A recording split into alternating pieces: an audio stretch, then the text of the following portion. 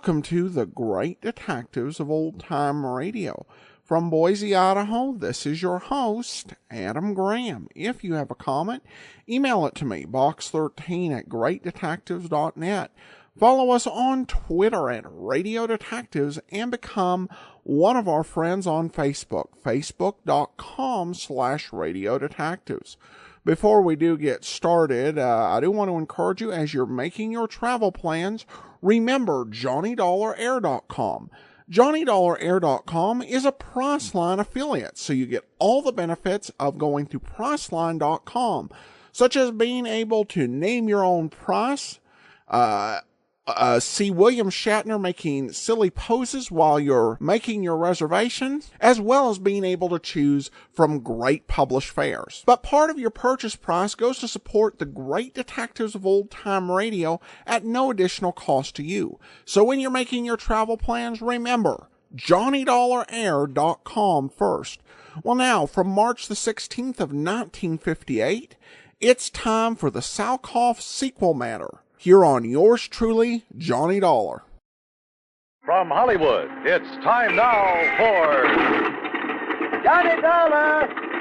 Johnny Dollar! Yeah, I'm Johnny Dollar. There's a phone call for you in the office, Mr. Dollar. But my plane's about to take off. He said it's very urgent, sir. Well, it better be. I don't get back to Hartford. 372. Hey, look, my name's Dollar. I understand you have a... Oh, thanks. Johnny Dollar. Todd Swam, Johnny, at the Chamber of Commerce. Oh, Todd, look, I'm sorry I didn't have a chance to say goodbye to you, and I appreciate all your Johnny. help. Like your city, too. Nice people, good fishing. But I barely had time to make my plane reservation, pack my stuff, Johnny, and... you've got to cancel your reservation. Cancel? My plane's all ready to leave. Earl Poorman is on his way to the airport now to pick you up and bring you back here. Look, we proved that the accident in that rocket fuel laboratory was an accident. I know. Dr. Allworth's technician, that Leon I know, Salkoff, is Johnny, not a I Russian know. spy. So the company will pay for the damage, and that's that. Will the company also pay a claim on Leon Salkoff? Don't see why not. Now, look, I gotta catch my... What? Salkoff is dead? Johnny, it looks like murder.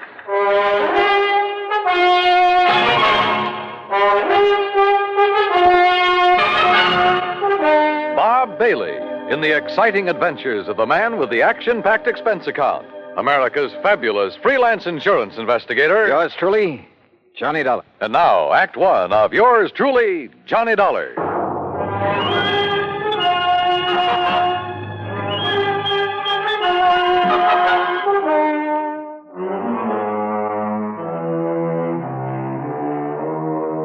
Expense account submitted by Special Investigator Johnny Dollar to the Tri-State Life and Casualty Insurance Company, Sarasota, Florida. Following is an account of expenses incurred during my investigation of the Salkoff sequel matter.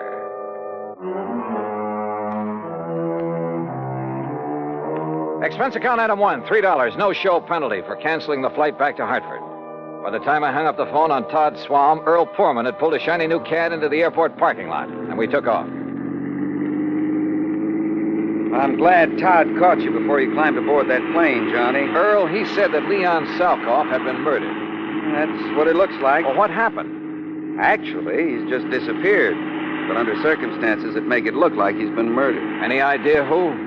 Johnny, you know as well as I do that he was pretty deep in subversive activities during the last war. Yeah, but he's been given a clean slate, at least so far as our country is concerned. Right. But then, wait a minute.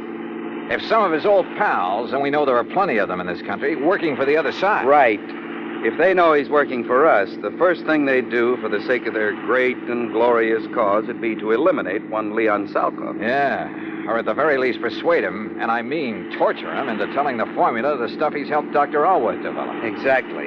Where and how did it happen? Oh, you'll have to get the details from Todd Swam. Us common people aren't even allowed to know where Allworth's lab is hidden away, you know. That's why I'm taking you to see Todd. Then drive on.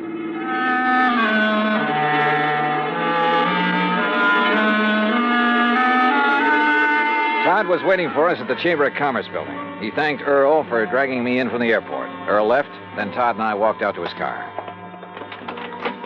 Here, Johnny, use my car. You know where to go. Out to the lab? Yes. You still haven't told me what happened to Leon Salkoff. Because I don't know exactly. Dr. Allworth called me from the nearest phone down there, told me Salkoff is gone and that he's sure he was murdered. Have you dragged the police in on this? No, but I telephoned the FBI in Washington. They've promised to send a man. Well, do they know I'm here? They might not want any interference. Well, I told them about your investigation down there at the lab, and they said to give you a free hand. All right, good. Well, I better get going. Johnny, let me know what you find out.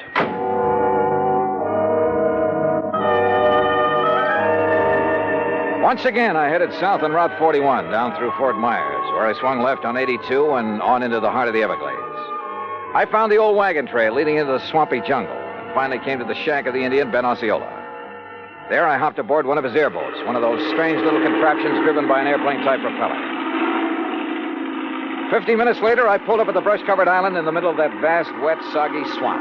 Dr. Allworth was standing in front of the well-hidden laboratory. Mr. Dollar! Mr. Dollar, I'm so glad you haven't left yet. Oh, what's happened out here, Doctor? Oh, it's been terrible. A terrible thing, like a nightmare. Here, come inside. I'll show you and tell you everything I know. Oh. Our living quarters are down this corridor. Yeah, I remember. After you and Mr. Swam left us yesterday, Leon and I went to work immediately to replace the rocket fuel additive we had lost in the accident you investigated. Yes? Oh, if only I'd paid attention when he told me about the man he'd seen in Fort Myers the day before. But we were so busy. Wait a minute. What man?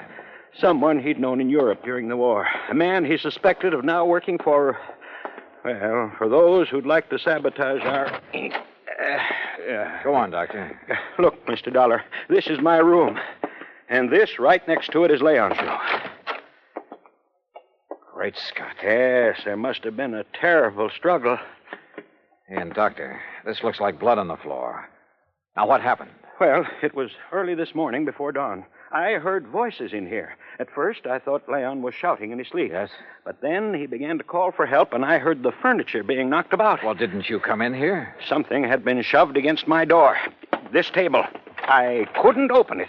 Then I heard the shot. I heard Leon scream with pain. Then another shot. Oh, terrible, terrible, terrible. Go on, Doctor. Then I heard them drag poor Leon's body away outside. But how did you get out of your room? By placing my bed as you see it now, I was able to brace my feet against it, force the table away from my door. Now, come, Mr. Dollar. All right. I pursued them down this hall, but by the time I reached the outside door, they were gone. But unless they had an airboat. They must have, hidden somewhere on the edge of this little island. Oh, there are 1,000 places in the brush and trees where it could have been hidden. Do you see? Look, 1,000 places. I don't see Leon's airboat out here, only yours. They took it. That's why I think there was more than one of them. And now I must leave you. You what? I must go into a telephone. I'll be back as soon as possible. Well, now, look, wait a minute. Dr. Allworth. Now that you're here in charge, I must telephone the FBI. No, wait. They've already been notified by... Well, I'll be darned if I'm going to chase him. What's more, I doubt if I could have caught him in the old airboat that I had. So, all right, it would give me a chance to look around alone. Sometimes that's the best way. I poked around outside for a while, looking for where Leon's attackers might have concealed the boat they'd used. In that swamp and brush, it was like looking for a needle in a haystack. Then I walked back to the laboratory building. The front door was closed. Funny. I thought we'd left it open a minute ago. Oh, well. Huh? Oh, no, you don't. Oh.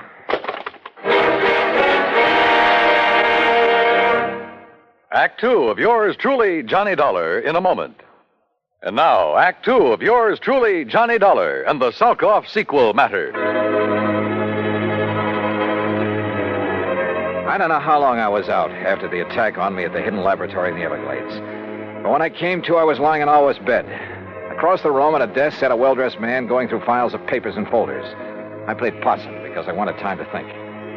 If Leon Salkoff had been murdered by subversives, then this man must be one of them. But how had he got here without Allworth knowing? Or did Allworth know? After all, now that I had time to think about it, his explanation of what had happened to Salkoff had been pretty glib. And the doctor's sudden departure a while ago to phone the FBI, he'd said. Didn't he know that Todd Swam had called him? In any event, he'd run off to leave me alone like a sitting duck. Who was the man sitting here? And why hadn't he killed me when he had the chance? I rolled over and groaned. My head felt like it was split down the middle. Oh. Well, Mr. Dollar, you finally come around. Yeah, I guess so. Oh, brother. We were quite concerned about you. We? I'm terribly sorry about what we did to you, but until we frisked you and discovered your identity... Who are you? Walter Brenman, FBI. Oh. When we found you prowling around, we thought you might be one of the people we hope to trap here. The killer of Leon Salkoff? Salkoff is not dead, Mr. Dollar. What? Have you forgotten a case here in Florida that you handled last year? Parley Barron. Yes, another scientist who apparently disappeared. Actually, we had arranged the whole thing so that his whereabouts would not be known while he continued with his nuclear research. Yeah, I remember. The report of his death and disappearance was to throw off our pals behind the Iron Curtain. Precisely. So now you've done the same thing? Ouch. Again, I'm sorry, Dollar. But we didn't know who you were. We didn't want to take any chances. You say we, Mr. Brenman. My colleague, Mike Crucian, who's in searching the laboratory. Oh, for what? There are two groups. Agents from behind the Iron Curtain who would like to get to Leon Salkoff, either to gain the secrets he's learned in this laboratory or to get rid of him because of his help to this country's defense and missile programs. So if he's reported dead, each will think the other did it and they'll stop chasing him. Exactly. We had to act fast because Leon has already spotted some of his ex-pals, as you call them, in this general area. Does Dr. Allworth know this whole thing was rigged? No, and you mustn't tell him. He's a great scientist, but, well, he might let the cat out of the bag. Stall him, Dollar. Stall for time. Drag out your pretended investigation. It'll delay Allworth bringing in the police, that sort of thing, until we can take care of Salkoff. That is, install him in his new place. Well, maybe I'm a little muddled because of this wallop on the head, but I should think you'd tell everybody you can, you know, to make sure his so-called death is publicized. Make sure these people who are after him will get the word. Don't worry, they know. I'd stake my life on it. And needless to say, if any of them come out here, we'll be ready for them. Oh, Michael, what did you find? Nothing. Not a single song.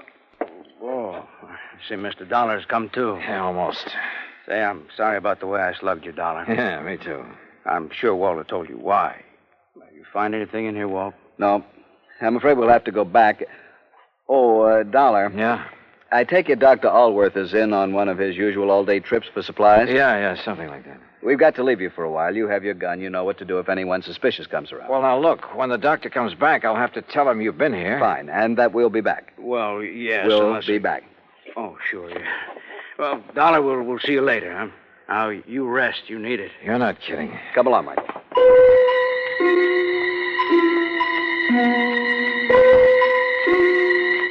I felt so rocky, I didn't quite know what to make of it. I heard them leave by the outer door. Then a couple of minutes later, from off at one side, I heard their airboat leave. Wait a minute. It wasn't going out by the channel I'd been given to understand was the only way out of this place. Strange. Painfully, I rose and walked out. My head ached so much I could hardly think straight. There was something wrong here. Oh, sure, they'd left me a gun, but... Yeah, they left it with me all right, but the chambers had been emptied. My airboat was still where I'd parked it in front of the building, too.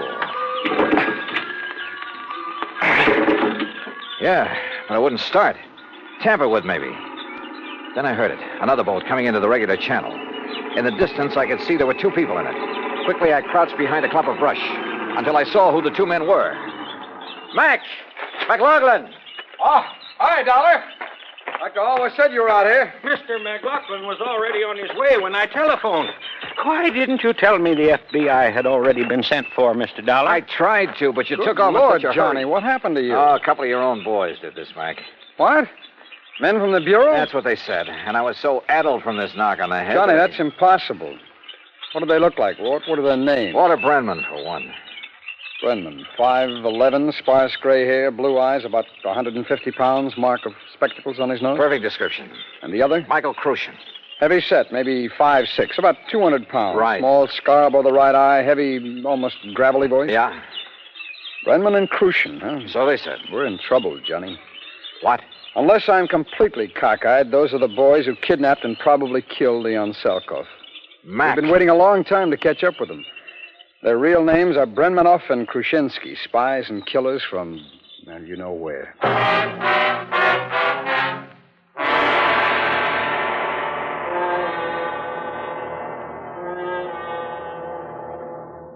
Act 3 of yours truly, Johnny Dollar, in a moment. And now, Act 3 of yours truly, Johnny Dollar, and the Salkoff sequel matter.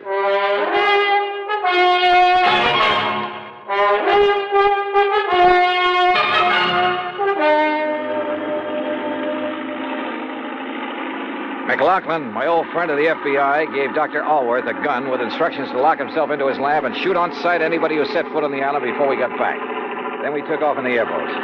Briefly as possible, I told Mac what had happened to me at the laboratory there in the middle of the Everglades. Only a pair like Brenmanoff and Krushinsky would have the guts to impersonate FBI agents.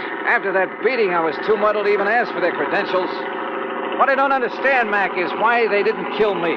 They haven't yet learned the formula that missile fuels. So? They've got to leave every possible door open, Johnny. With you convinced that they're from the Bureau... So they think. Yeah? Well, it meant they could go back to the lab. After the doctor returned, maybe even get your help in obtaining the formula from him. What? Sure. The abduction of Leon Salkoff would indicate the doctor himself is in danger. Well, that's true. But if he wanted his work carried on, if anything should happen to him, well, who better to give the formula to than agents of the FBI? On the way out to the lab, he was ready to give it to me. Hey, Mac, P&K's little visit, they're prowling through the lab and Allworth's papers. It means they didn't get the formula from Leon Salkoff. Which probably explains their sudden departure. They couldn't find the formula at the lab, so they'll go back and put the pressure on Leon again. Makes sense, Mac. And I sure hope he's still alive. But where? Well, let's hope an all-points bulletin will help us catch up with them when they leave this swamp. Got to come out of it somewhere. They've had a big head start on us. Yeah, but this channel we're taking is the most direct route to the highway. Any highway. They carried off their foes pretty well. They even knew about that Parley Barron matter I handled with you boys. Well, why not? You broadcast the whole thing on your radio show. You gave me clearance. Sure. But just keep mum about this affair, huh? Until after the boys on the East Coast launch a space satellite successfully. Don't worry.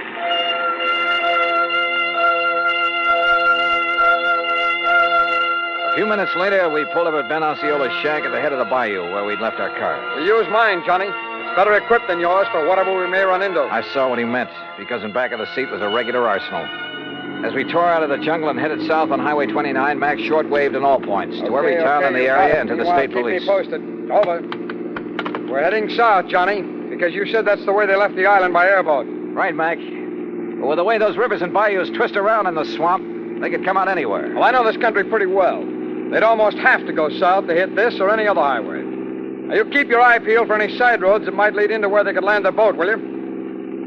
Hey, look, what about this car that's coming at us? Man, he's really stepping on it. That's okay, Johnny. It's a police car. Police, huh? Sure. Sure. But did you see who was driving it and who was sitting beside him? What? Yeah, Krushinsky and our old pal Brenman. Hold on to your hat. They must have heard the all points. Well, if they didn't, they're hearing it now in that car. And if that thing is souped up like most police Don't cars... worry, boy. They won't get away from this old boiler.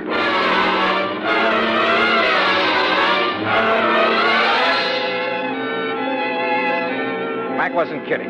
How we held the road at over 100 miles an hour, I'll never know. Thanks to the siren on the stolen police car, the road ahead was kept clear. They must have recognized me, though, when we passed. When we finally started to pull up on them, they fired the first shot. I can't weave at this speed, Johnny. Stay down low. I've loaded this gun from the stub in the back. Watch. Put that lemon squeezer away. Grab the Tommy gun in the back of the seat. Right. You got it? I got it. All right, Mac, keep your hands on the wheel.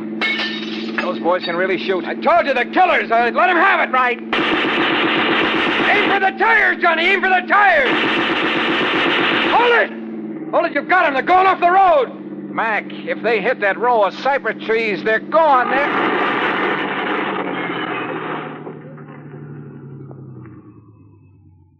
Yeah, they are.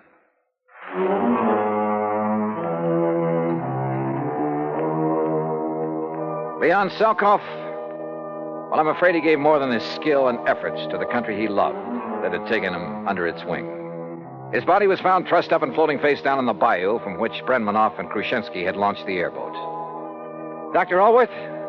Well, now that a U.S. space satellite is carrying out its mission, he's safely and officially working in a government laboratory. Expense account total, including incidentals and the trip back to Hartford? I'll forget it. If in any way it helped to get the Explorer out in space, in orbit, it's on me. Yours truly, Johnny Dollar.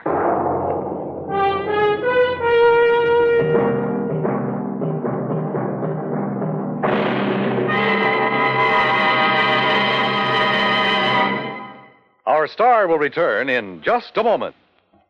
Now, here is our star to tell you about next week's story. Next week, a trip to a mining town out near Denver, Colorado. And for me, it's a little too close to the wild, wild west. Join us, won't you? Yours truly, Johnny Dollar.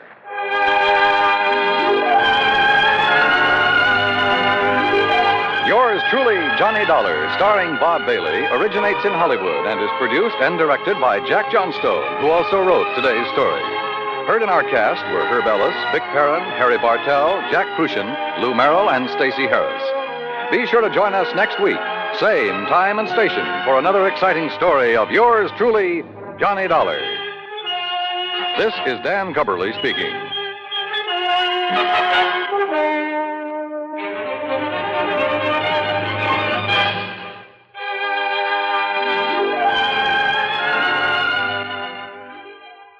This is the United States Armed Forces Radio and Television Service.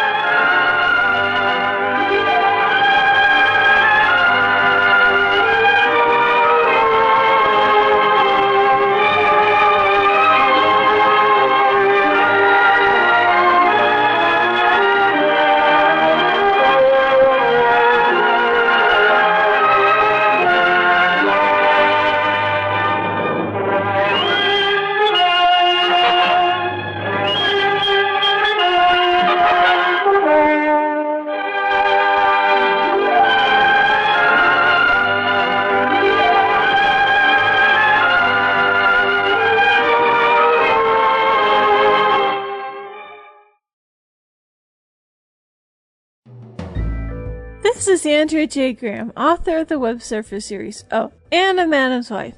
You're listening to the Great Detectives of Old Time Radio.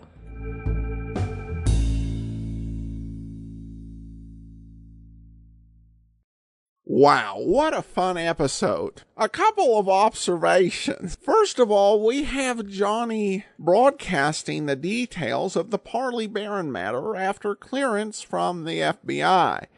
I'm not certain I would buy them clearing it. And actually, if I were Parley Barron, I'd be less concerned about the Soviets finding out what I was doing, as I would be my wife finding out, given that he basically ran off without notice in that particular case.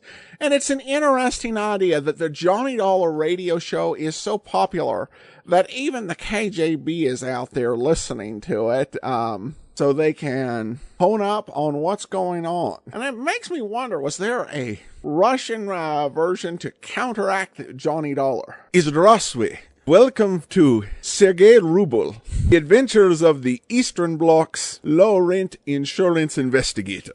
And now you know why I don't make my living doing Eastern Bloc accents. But it's a wonderful thing. I just actually, over at greatdetectives.net, I'll mention this at the beginning of Saturday's show. I'm doing a review of the Ellery Queen show, and they had a character named Simon Brenner, who was a criminologist who had a show where he solved fictional crimes and actually tried to take a hand at solving real crimes in the fictional universe of Ellery Queen. And you have to wonder whether that sort of blend of fictional reality was inspired at all the sort of stuff that happened on Johnny Dollar. Also, we had them breaking out the Tommy guns. I don't think we've heard one of those on Johnny Dollar since the Edmund O'Brien era. In one way, I guess it was a bit of a relief, though, to find that Leon had died beforehand. Because if they'd found out he'd been,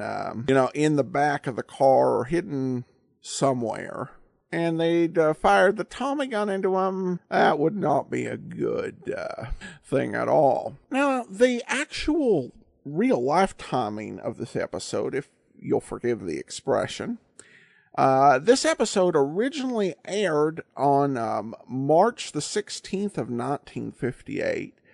And the FBI guy said, just keep it off the show until after the Explorer launches. Explorer 1, the very first United States satellite, launched on February the 1st of 1958. And it was the first in a long line of the Explorer programs. This is really one of those things where You just get such a treat from the radio program. Well, I love many of the great modern radio programs that are being done. There's something about hearing a Johnny Dollar Cold War thriller that throws in a bit of space race nostalgia. And I hope you enjoyed it as much as I did. All right, well, join us tomorrow for Dragnet. And then next Friday, we'll be back with another episode featuring yours truly, Johnny Dollar. In the meantime, send your comments to box13@greatdetectives.net. Follow us on Twitter @Radio Detectives and become one of our friends on Facebook.